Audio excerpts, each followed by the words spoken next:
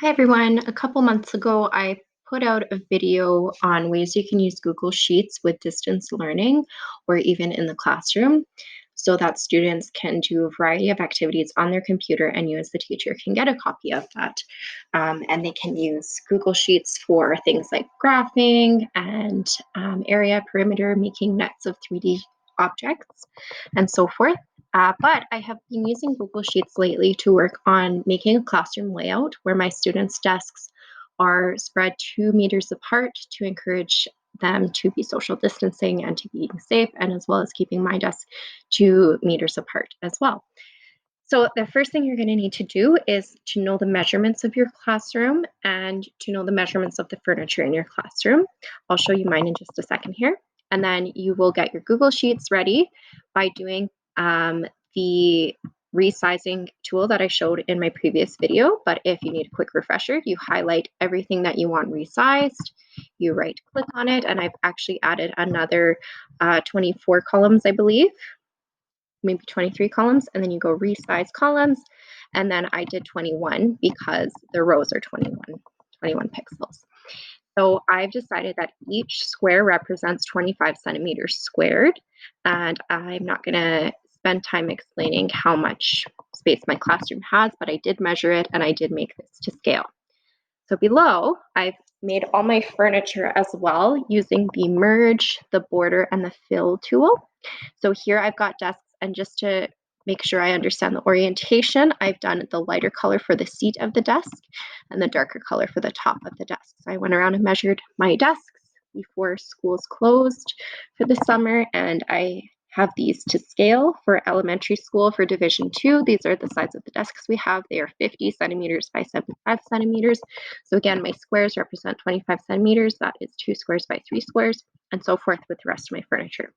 So now I can focus. First, you want to get your desks in. Above all else, make sure that those desks fit. And then if they do fit, then you can move in your other furniture. So once you've got everything arranged, and I have made both horizontal and vertical versions of each of my furniture just to ensure that it fits. So, and you also want to be mindful of things like your doors. And this over here is an electric box, so you don't want to have anything too close to that. You don't want anything too close to the door. I have coat hooks, but I'm not sure if we're going to be using them this year or not. So now you can start copying and pasting. So you click on your object, you might have to highlight it, and then you copy. You don't want to cut, you want to copy it, and then you can start pasting them. Oh, here we go, there's one. If I want them to be 2 meters apart for my scale, each square is 1/4 of a meter. So I want to do 8 squares to make sure that my desks are 2 meters apart. So here we go. 1, 2, 3, 4, 5, 6, 7, 8. I can paste again. I'm doing the Control and V on my computer, but you can also right click. 1, 2, 3, 4, 5, 6, 7, 8. 1, 2, 3, 4, 5, 6, 7, 8. See, that's right. And it looks like there's only 6 squares, but if you go from the edge of this desk to the edge of this desk, you can get 8 squares or 2 meters from one edge to another. So in theory, from a child sitting in between here to a child sitting in between here, in theory, there should be 6 feet or 2 meters in between each. This is going to be a challenge, but it is much easier than going in person, moving your desks around and trying to figure it out in that way, in my opinion. And it does take a little bit of work, and you do need to have some knowledge of the size of objects in your classroom. But I think this is a little bit easier than going in person and moving everything around and then just to find out that you did it the wrong way. Then once you get all of your desks in, you can start seeing where furniture can fit.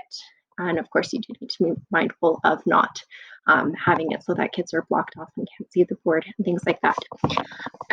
Just like in my last video, there are some connections to the math curriculum from this activity as well, but I wouldn't recommend doing this for grades below grade 5. In grade 5 and 6, they do things like transformations. So you could see a slide. What's the difference between this desk and this desk? A Cartesian plane. And even in junior high, I was doing some Pythagorean theorem to figure out the hypotenuse between this desk and to see how I could get that to be just 2 meters and then maybe have my desks at an angle. So these are some activities you could do with your students too, but again, not for anything under grade 5. I hope this is helpful, and I hope that